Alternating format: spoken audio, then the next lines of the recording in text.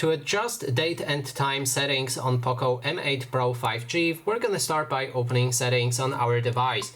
Next step is to scroll all the way down and here click on additional settings. After that, we'll be able to find date and time on the top, and then we can activate or deactivate 24 hours format as a first option.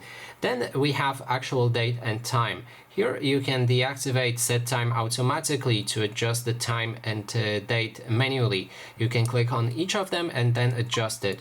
But I would recommend to leave it on, as disabling it and adjusting it manually may cause some network synchronization issues. Then there's the time zone, and it's the same thing. So we can deactivate automatic options and adjust it here manually. But I would also recommend to leave it on to avoid any synchronization issues. There's also option to enable use location, which will try to track your location to set that time zone correctly.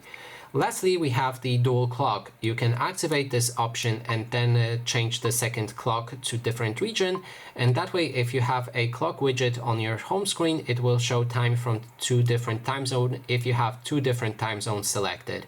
And that is basically everything. Thanks so much for watching. And if you like this video, please consider subscribing.